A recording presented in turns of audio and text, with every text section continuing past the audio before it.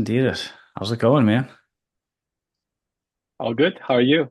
Wonderful. Thank you for joining. I'm looking forward to the conversation. I know you're working on a lot of interesting stuff, but maybe to kick us off, you can just give a brief intro of who you are and what you work on. Yeah, of course. I'm Konstantinos Barmpas. I'm originally from Greece. The last almost 10 years, I'm living in London. I'm currently a PhD student at Imperial College in London, where my research lies in the intersection of deep learning and brain-computer interfaces. And at the same time, I'm a machine learning engineer at Cognitat, which is an Imperial spin-off company. Sorry, you cut out that last part. What does the company do? It's an Imperial spin-off company working on brain-computer interface as well.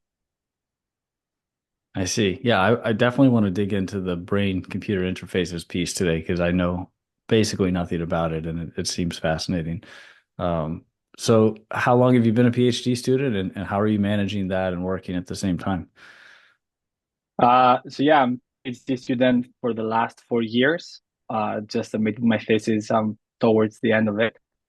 But Imperial has a very unique structure, I would say. We're not like they usually we're not just interested on papers and getting accepted in conference, which obviously we are as PhD students. But Imperial likes to commercialize if something can be useful for society, and that's where Cognitat and different other spin-off companies come into play. You get to work on the same more or less topic as your PhD, and your research actually can get commercialized.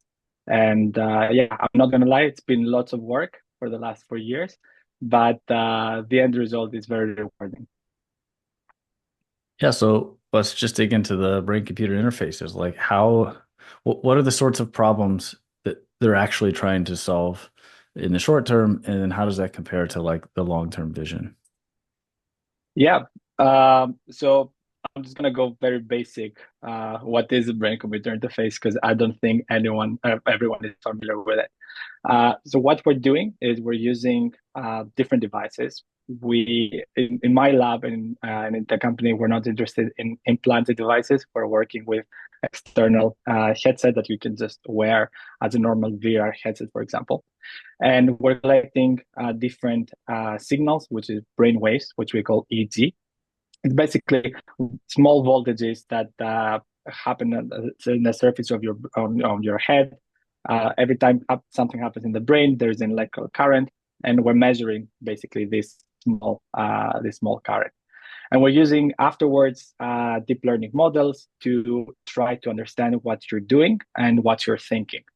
And currently in my PhD, I'm mostly working on motor execution and motor imagery. So basically, can we understand just using your brain waves that you are closing the left fist, the right fist, or you're moving your feet? And can we also understand that you are thinking about doing these things without actually doing it? And as you can imagine, that has many applications. We can, yeah, we can think many applications about that. For example, simple case, moving the cursor in the computer just by doing it or thinking that you're doing it. You can think about in the world of AR, VR, where, for example, spatial computing and all these mixed reality headset that we currently have, you can interact with different things just by moving your hands, essentially. But where the complete revolution comes into play is in healthcare. So for people who have lost their ability to or never had the ability to move their hands or feet, that's revolutionary there because we give them some freedom back, let's say. Yeah, I mean, if you were to ask me before I've seen any work on this, I would say that there's just no way that's going to work. Like it sounds crazy. So try to help me understand, like, how is this even possible? That I don't know much about the brain, but Yeah. my mental model of it is you have like a trillion neurons and all these connections, and presumably sub like handfuls of neurons represent concepts or something like that.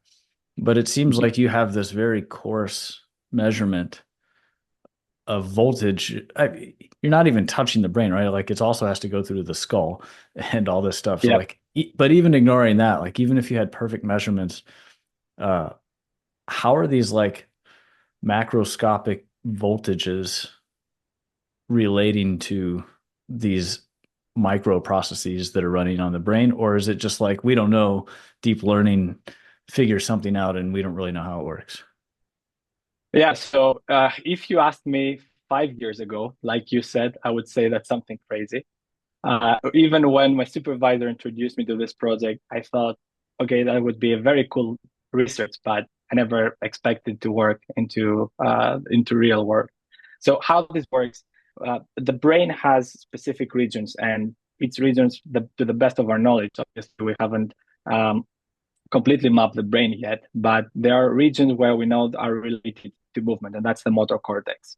And what we're doing is basically we are collecting data from that specific region mostly, but also from around the brain.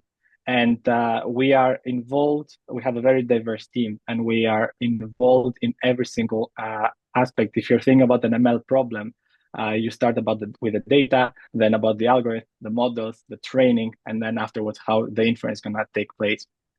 So a very important asset for us is that data collection. We're doing it at Imperial. We have designed specific experiments where we uncover many of these dynamics of the brain. So when you're moving the hand, we expect some specific reaction. When you see something on screen, we expect another reaction.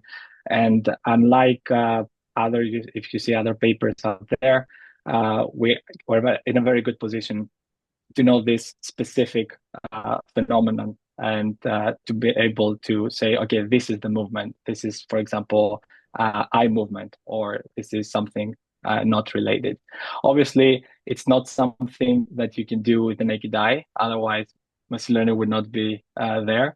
But also in the process of the training, we are putting some from neuroscience, some prior from neuroscience, and um, we're making sure that our models are explainable, so we can, at least to the best again of our knowledge, see not only just the result, but also have something that makes sense from a neuroscience perspective. It works, so we're not, you know, we're not really judging it. I think one thing that's confusing to me is like the resolution. So, what is the resolution of your measurement of like a single point of measurement? And maybe I'm not even conceptualizing the types of Yep. measurements you have correctly, but No, obviously you're right. The intuition here is if you go into the brain, obviously you can collect much more data, and it can be much more localized. That's definitely true, and also the resolution can be better. So there's a trade-off here of what can we do, and what's applicable. You can think about some companies, for example, Neuralink, where they implant these devices into the brain. They're localized in specific regions, and they can do pretty much the same task that we can do. But we are targeting for uh, devices that can be easily, that are wearable devices. You don't have to go out through surgery. And again, we started with in my PhD, we started with a device, that covers the whole head, so we can have electrodes up front. We can have many electrodes in the motor cortex, it's in the middle of the head, and as we, have the models, we try to scale them down more and more towards the motor cortex, and that's where we are. Also, yeah, we have less signals compared to implanted ones, but I think that's an advantage rather than a disadvantage here. well, even if it's implanted, like Yeah. my my thought is like it's in a small location. Like the implant, I assume, doesn't cover the brain, right? It's like it, as you said, is localized. So is it able to get Yes. global measurements across the brain, or um, is it only measuring in some proximity around where the implant location actually is? It measures around some proximity, but for example, at least in our case, where it's on the top of the head, you get signals from nearby areas. This is what we call the voltage volume conduction here. You get some measurements from surrounding areas of these electrodes of this sensor, and yeah, that sometimes is very beneficial, but sometimes can lead you to very bad results when you're doing something. Like if you get, let me give you an example. If you have your data set and your data set, you have extracted the different people to close the hand when they see a specific stimulus, but this stimulus is coordinated with, I don't know, when your eye movement or eye blinking. Obviously, this activity is contaminates your signal. So it's up to the second stage afterwards to disentangle this and say, oh, here we need to. This is the signal about the movement. This is the signal about eyes. And yeah, it's a very difficult problem. And both cases have their pros and cons, both implantable and wearable. I see. So with wearable, you have how many sensors, let's say, just as an example?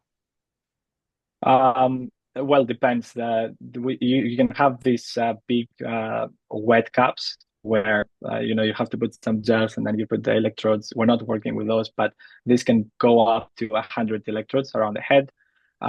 We can have big headsets. This is what we started working on with dry electrodes. And these dry electrodes, you can go about to 40 sensors around the head. And you can have How many? smaller I'm sorry. devices, 40. 40. Yeah. And you can have smaller devices, which is the ones that we're currently working on, where they're more localized, more targeted. And I think there are about 9 electrodes into the region that we're mostly interested in. Okay, so just as an example, you have 40 electrodes all around the head, and Yeah. each one is capable of measuring some electrical current that passes nearby, I Yeah. suppose. And I guess you can't tell the direction that the current is passing, or you can, or you just No, you see can. like a You're just spike. measuring. Yeah, you're measuring basically the voltage compared to a reference. Yeah. So, like, if I'm moving my hand, let's say, Hmm. and ignoring for a moment the contamination of like I might also be blinking my eyes. Like let's say you have a pure signal of me moving my hand. Is this like a spatial recognition thing of like, these five sensors go up by this much and this one over here is a little bit less, or is it Yes, yes, yes. temporal or both spatial and temporal, I assume? Both, it's spatiotemporal. So you have a specific brain region which gets activated, and obviously gets activated for a specific amount of time. How long you're moving the hand, have you stopped moving the hand, all of these things. Also, we know about the brain that it's the different hemispheres. I'm moving my left hand, there should be activity on the right hand mostly. But also other parts of the brain gets activated. And don't forget that it's not so simple because the brain always works. Like it maintains your temperature, your heart rate, everything. So this activity always happens in the brain, and this is what it's going to be like background noise that we have to, see through with the deep neural networks. I see. So you have like a 40 time series or something like that that are constantly jiggling around. Yes, yes, exactly. And then your task is to like label, at least in constructing the data, to label like, okay, during hand gestures, it's Yeah, this period of time for each of these time series. yes. And then, so how are you training a model? Like, let's say you have these slices that are labeled across your 40 sensors. Are these models like just a classification model of like which of these 20 activities am I doing? Is it some like contrastive loss thing, or how do you train these? I mean, different techniques you can use here. You can very simple. You can think about CNN, where your input is how many sensors you have times the time series, and you want to predict in this window. Use it as a classification. You can think about it as a graph where, the nodes are the different sensors, and each sensor, the features are the time series, and each time the connectivity, can be something that is static and comes from anatomy, like the geometry around it, or it can be something more dynamic. So each time the connectivity can change. And of course, we can go to more recent techniques Gen AI techniques. Can you predict the next second of brain activity? Something like this. Yeah. So it's really up to we have experimented with different techniques over the years, but yeah, you can do many things here. That depends on your perception, your perspective, and what you want to do. And if somebody wanted to play with this, is there like open source data sets that the community use for benchmarking and stuff? Yes, exactly. What are the like the couple that are the go-tos? What would someone type into Google to get started? A very famous one, I would say, is Physionet. It's relatively big. There are 100 people on this data set, and it has movement, real ones, and imaginary movements. Also, there are different BCI competitions over the year where they give big data sets out to the world. And another big one which doesn't cover only motor execution or motor imagery is the dataset from Temple University, which covers also other different tasks like epilepsy detection, all these different things that you can think related to the brain. So let's go a little deeper into the limitations. So it seems like there are certain things you could hope to find, right? So let's Yeah. say moving your hand or whatever. And then on the other extreme, there's like, you probably can't predict exactly what I'm thinking, right? I don't know. Is that a resolution problem? Like if you had enough measurement, do you think that would be possible and that's the bottleneck, or is it like fundamentally different in some other way? Well, obviously, hand movement or thinking about hand movement is something that's it's not easy, but it's relatively easy compared to me actually decoding what you're thinking every second. That obviously will it's years in the future. At the same time, there are some limitations, even in the simple case. So let's say that I'm moving my hand now with the devices that I said before. Okay, we can detect the movement. Okay, you move the left hand, for example, but whether I'm doing this or this or this, more or less, you will get the same signal on the surface of the head. So it's also in that sense, it's a different task. It's a difficult task to get there. So that's a problem with your measurements. Now, if we want to go to the extreme case, can we decode each second of what you're imagining or what you're thinking? Um, I guess it's also part of here we don't have much data, and what the data set is going to be, and it's not very clear which part, let's say, from the brain we have to decode mostly. Uh, it's not very clear. So There if are you some had, papers, for example, that I think a couple of years ago in CVPR, where they're using fMRI and they're trying to decode based on brain waves what someone is thinking, as what someone is visualizing, like a bear or a car. But even this one, I don't think it's the exact same car. Maybe a car, like as a label, but again, it will be a limited number of classes that we can do currently.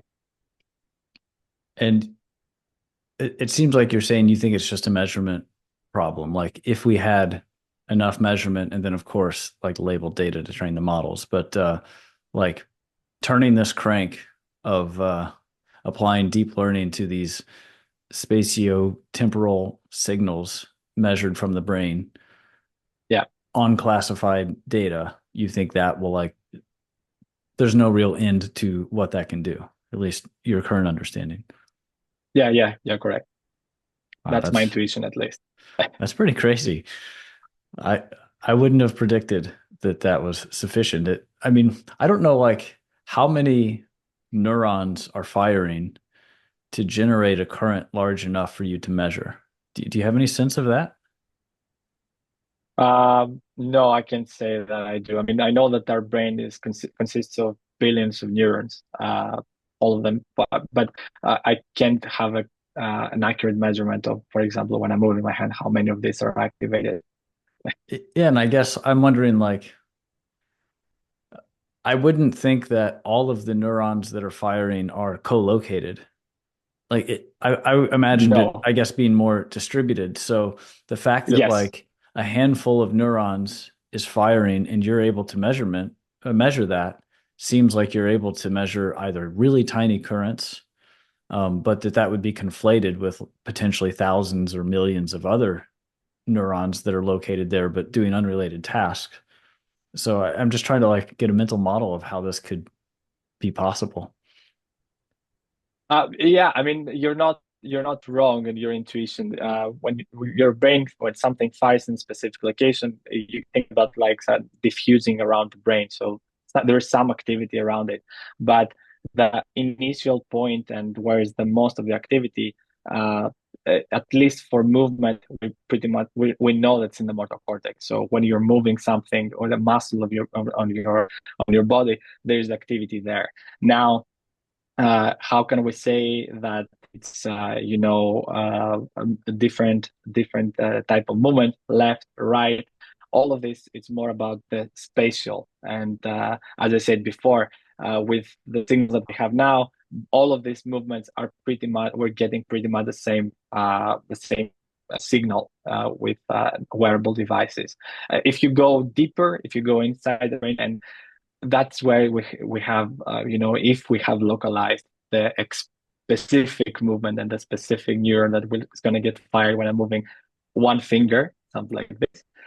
Yes, it would be possible, but I think it's not really doable yet. I mean, the underlying nature of the brain, that's how it works, but it's not something that we have completely mapped or understood. And you drew this distinction between moving your hand versus thinking about moving your hand. So does if you're thinking about moving your hand, are you still seeing signals primarily in the motor cortex, or is that Yes. elsewhere? Yes, it's in the motor cortex, and that's related. Like there has been many research about it in the neuroscience, and that relates to when you want to move the hand. There is some time before that obviously you're not thinking about, but there is a motor preparation, the movement preparation, and this is a signal that is located in the motor cortex, and it's very much simulates the movement itself when you're thinking about doing it. Obviously, the current, if we go back to current and voltage, is not that strong. The signal is not that strong. It's a much weaker signal. But yes, it follows the same neuroscientific principle. And then, foundation models, I guess, is the current term Yeah. with language, right? So are these models, I guess they must generalize to other people, or are they like brain specific? Like, if I put it on my head and then you put it on and we train the model and then we put it on your head, Yeah. does it generalize? Yes, that's a very big chapter of my PhD, I would say, Oh, because the brain is like a fingerprint. It works differently between you and me and someone else, and we need to uncover. That's the main problem here, to uncover features that are invariant between you and me. So they are mostly about movement, let's say, for example. And there are many techniques there, especially in the very beginning was alignment. Can we, align features? Can we personalize, generalize decoders? I think we've reached the stage where we can have generalized models that can work between you and me. And as you said, foundation models is the future, and yeah, definitely can generalize very well between different subjects, different users. so currently, are you basically training and doing inference with the same person and the same sensors? Is No, that the? Oh, okay. when training the models, Usually I'm training with a subset of people, training on different people. So just to evaluate how the model will interact in the real world. When we're going into the lab and we are testing the models live, these models have never been trained on that specific user. So we always, um, get feedback how they will interact in the real world. That's awesome. First of all. Uh, so how long does it like if I wanted to put this thing on my head and collect training data to, let's say, fine tune a model for my Yeah. brain, how long does that process take to like go through whatever actions to collect a robust training data set? The industry standard for many years ago was yeah, I think even recently, not gonna lie, was that you go to the lab and you spend, I don't know, 2 hours of doing different tasks, and they collect the data and then they calibrate the decoders based on you. I think, and in our research, we have reached that level where we have a very good generalizable decoder that can adapt to you. We have created some techniques there to calibrate the decoder on the user, and that will take from you. We reach down to the level of just doing two movements, and Hmm. it can calibrate at least with the offline results about 5 to 10% increase, but also with the already generalizable decoder, you can pretty much control the BCI. Wow. You mentioned before thinking of the sensors as a graph, and you and I originally connected in the context of talking about graph neural networks and so on. Can we dive deeper into this? And I know you're part of the log ML summer school, and that's Yeah, like a new conference, the log ML conference on geometric deep learning and graphs and stuff. So, what is your interest in that, and how does it relate? Are those methods adding a lot of value, or you also talked about generalizing to other brains, and are you trying to find symmetries that are um, yeah. maintained between people and brains? Yeah, I mean, the initial case would be that you can use a graph, and if you have just a CNN where you have the signal in time and the different sensors, okay, it's pretty good. You can extract many features, but you're losing the space and the geometry of the brain. So that's where I think geometric deep learning and graphs come into play. They give you this extra information that the sensor is here and the sensor is here, and that's the distance between that. So you're pretty much gaining the space. At the same time, as we said before, when you're moving the left hand, the right part of the brain gets activated. So again, you can have this symmetries around the brain, and that can help you in the classification results. Now, if you want to do more advanced things like dynamically changing the graph compared to the time series that it comes as features. You can unravel different things like how for each user the different parts of the brain interact with one another. Because as I said before, the motor cortex gets activated, but there's also activity in other parts of the brain. Because our brain is unique, for example, when this part of our brain gets activated with graph, you can have the edges, and it tells you, okay, it's related to that part, for example, and you can uncover many interesting things about different brains. So, can you step me through an example of how you would construct a graph? Like, how are the edges defined? What are the features if you're going to apply, let's say, a graph neural network to one of these Yeah, models? I mean, many different things you can do. You can use some feature extraction beforehand. So you have your time series, you can extract some features and then use these features as your features for each node in the sensor. Um, or you can use the time series itself to be your feature. And we have you can consider this graph as being the features from a specific time interval, or you can think about the graph as being the feature of a specific time point, and everything is kind of synchronous. So for each time step, you have one graph. And then the connectivity uh, really again depends. You can have a static graph that comes from the geometry, and the very easy here, very easy bit here is you know where the sensors are. You can have a unit sphere, and you can get the geometric distance between this between the nodes, or you can have an MLP, very simple case, and change this graph dynamically. So based on the features. So there were techniques and there were papers, I think 2, 3 years ago, I did that. Honestly, so many different variations that you can do here. And yeah, it's really up to you.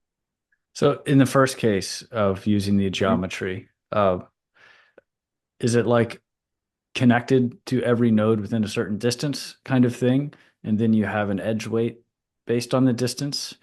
Um, how are That's the you very actually basic. reflecting the geometry? Because also, like, let's say left versus right, that sort of implies you have a coordinate system. And then are you using like XY position or something like Yeah. that to as Yeah. features on these nodes? Or Yeah. As I said before, you have the X, Y, Z, you can get them. The coordinates for each of these signals because obviously they're not just a random sensor that we place in the head. We place them in specific points, and if we know these points are in the 3D space, so you can map them in a unit sphere. So you know where the sensor is, and this sensor you have X, Y, Z, and you can get the Euclidean distance. Now that would be the very naive approach because apparently uh, like you can have a sensor in the front head and the front of the head and the back of the head. You can get the distance between these two, but rarely these regions will ever interact. So having an edge there is not really um, it's not really plausible from biology and neuroscience perspective. So you want to get some of the things that we know from neuroscience, that some of these priors, and construct remove basically some of these edges that do not really make sense. That's again the very vanilla, very naive approach to start experimenting with graphs and EEG. Afterwards, you need to think about how you can dynamically change these edges or more recent techniques like graph rewiring, for example. What can you do there? so dynamic, are you basically looking at like correlations in the time series to decide if they should be connected or not? Yeah, you can do correlation the time series, and that will give you again the connectivity. Again, a very simple case here is Pearson correlation. You can get between 0 and 1, and basically create the edges there, or you can each time pass the features through an MLP and decide the neural network if these features are actually aligned, Oh, so or you to mean create like an edge. you have, let's say, node A and node B, each of which have features. You concatenate those, pass through an Yes. MLP, and it gives you a score, and then you have a threshold Yeah, that's yeah, basically, yeah, do I yeah. connect or not? Yes, yes. Again, a very basic And case. how would you train such a thing? Like, I guess you just Yeah, see if it it's reduces the loss. yeah. That's some papers in the past that they have done this are very. It's supervised training, and you just see if they improve the results or not. It shows that it does in some of the dynamic graphs. For example, you can in some of these papers they start with the nodes, the features. They put a GCN there, and there's an MLP that basically gives the edges. So you connect them, and that's you train all the whole thing end to end. The other part that whenever I've worked with graph neural networks, time has been like this pernicious thing of like, so I'm not quite clear how to do. So let's even say the correlation, Yeah. or the Pearson correlation. If you're at time step t, do you only consider the activity before t when computing the correlation to decide if you want to then pass messages at time t from those nearby things? How does that work? Yes. That's again something that you do. Like you're at time t, and you have like a specific um You can get some time steps in the past and create the best correlation between a broader time interval. What I like, at least from some results that I experimented in the past, was for each time step to create um, a dynamic graph based on this, based on the features for the specific time step, and then the classification happens not for the time step, but it happens not because of the features, but it happens how the connectivity changes. Because if you have suddenly, the motor cortex starts having some connectivity very strong with nearby regions, and then that kind of diffuses to nearby areas. Okay, then you can say I have a movement. That's a very uh, uh, simple case, for example, but I'm that's not sure something I'm that following. I like. Let me try to Yeah. restate what you did. So you have, let's say, 10 time steps, and at each Hmm. time step, you use features for pairs and pass it through something that tells you whether they should be connected or not. Yes. So now let's say for the first 5 time steps, there was no operation happening, and then for the next 5, someone was moving their hand. So presumably your label would be like, I don't know, nothing for the first set, and then a 1 in the column of hand movement or something like that. Um, Yeah. so are you saying the signal that you're feeding into the model is the nature of how those connections have changed through time? Uh, yeah, like this happens as you just described it, the very first 5 time steps. Theoretically, my connectivity should not change, or my connectivity will change in places that do not really um, interact with the motor cortex. And then for the next 5 steps, we have like the signal that starts from the motor cortex and kind of diffuse nearby areas. So you see how the connectivity is strong there and then starts, changing around. So the classification happens because the connectivity changes rather than from features. I mean, at the end of the day, it's features from the time series, but I don't have a specific time window. I'm just doing the classification on how the connectivity changes. That's also one of the ways that you can think about graphs in BCS here. So in that case, the features that plug into your final classification model is something like the n times n minus 1 vector of whether node A and node B are connected, whether node A and node C are connected, and so on, and then that over time. Uh, yes, in a sense, yes. Yeah. Okay. And is there message passing going on um, in these cases, or is that like a totally separate stream? That's a separate thing. I mean, if you want to have a message passing, we can go to the previous example with the dynamic case where we have the GCN, and obviously, if we're going for graphs for wearable devices where we have 3 nodes, obviously you cannot do more than I don't know 2 message passing because otherwise everything is diffused around the graph and you're losing many of the information there. That's a very big problem if you want to work with GCNs on EG signals. Yeah, and I imagine with the static graph, it doesn't make that much sense. The CNN probably is about the same. Yeah. And are you seeing graph methods, even the more advanced ones that you're talking about, are they moving the needle much, or is it just you know, another arrow in the quiver?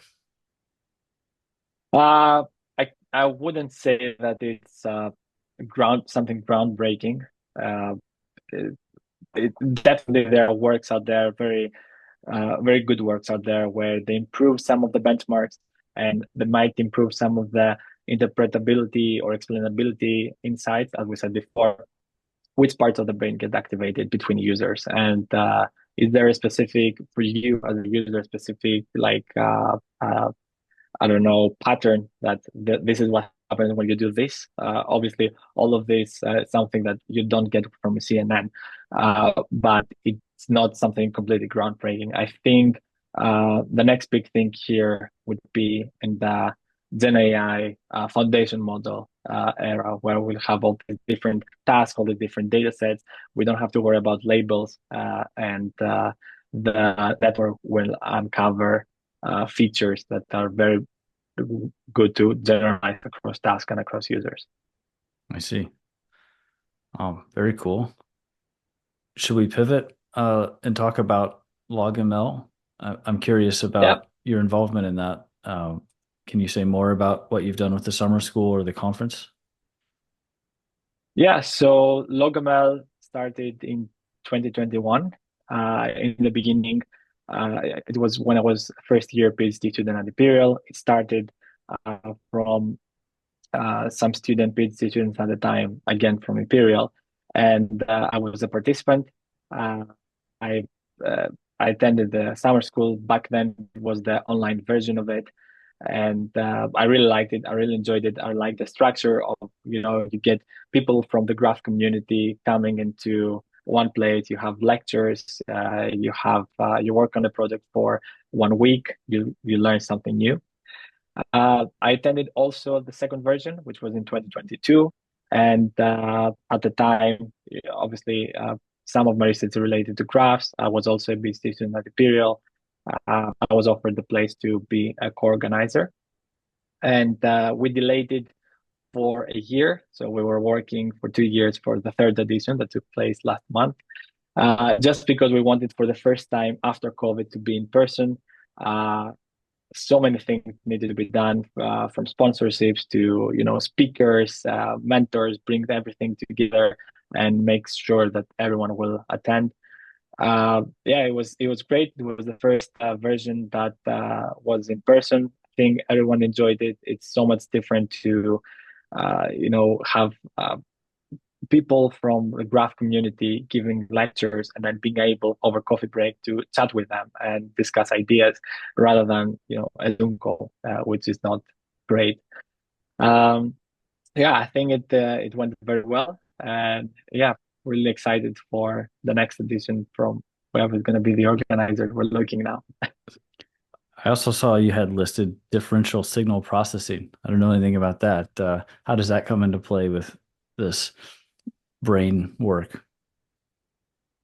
Yeah, differential signal processing is basically we're getting ideas that happened in signal processing, and we're inputting that trainable element into that. And I think one of my first works as a PhD student was a neural network. The problem that we were trying to solve back then was we have some CNN architectures which were considered the state of the art in 2020 for EEG and motor execution. So the problem was, can we get a neural network that is more explainable, and at the same time, it has less trainable parameters. And that was important because we want to input these models into wearable devices. And Oh, wow. obviously, it cannot be of many parameters. And for that reason, I used a scattering transform, where essentially you go first through time, and then you extract these features, and then you go against time and frequency. And I was doing it for each channel before mixing the features at the end uh, to get the final classification result. There we had Gabor wavelets, so we know pretty much the format, and we had trainable the center frequency and the bandwidth of this wavelet. And the final results, it's a published work. We managed to have better in the similar performance and better performance in task from the state-of-the-art architecture that were back in the day, where we were using 20 times 20 less trainable parameters. And at the same time, we were getting many explainability insights. As we said before, we were getting the center frequency of the Gabor wavelets, where they're centered. And we know from neuroscience that when you're moving the hand, there should be around 8 to 40 hertz, something like that. And we saw that all of these Gabor wavelets were actually after training on that specific region. But you could also see from by doing it, because this network has less trainable parameters, you could train personalized models, and you could see, as we said before, how these frequencies, for example, are different between different users, which Of course, they are from your side between 8 and 40 hertz, but for you might be 10, maybe it might be 12. So you could see all these different insights. Very interesting. And as you're wrapping up your PhD, do you have any advice to others that are in the middle of it? Or are you waiting to finish before you give advice? Uh, I think advice would be chase the project that you really like and you really enjoy. Uh, and the very first couple of years are the hardest until the beginning is always the hard when you have a new problem, when you have a new area of expertise, and you have to learn what's happening there. You need to figure out many things on your own. Afterwards, I think the project and the problem you start thinking about it so many times for so many months in a row, and many of the works afterwards, come natural, I would say. You're thinking about something and you figure out a solution and you start experimenting. And in this brain computer interface world, outside of the people you work closely with, who are like some of the major names that I should type into Google if I want to learn more? Or groups? You're talking yes. Um, First of all, there's companies that do exactly that. Most known is Neuralink, uh, doing something similar. But there are also other many very good companies like Synchron, for example, which they're doing a very different approach. They're implanting electrodes in the brain, but they're doing it through the blood vessels. Um, other groups in the uh, university and academic, there is the group of Benlote, who is very well known for his research on BCIs. Um, I think these would be major things to start typing. Yeah. Great. Anything else you want to cover before we wrap up? Uh, no, I mean, it was very nice conversation. I really enjoyed it. So Yeah, thanks for letting me pick your brain and ask all these elementary sort of outsider questions. But it's something that I think gets a lot of people's imagination going of like the future of how these things might manifest. So super cool. Excited to yeah, talk about it. yeah. All right, thanks, man.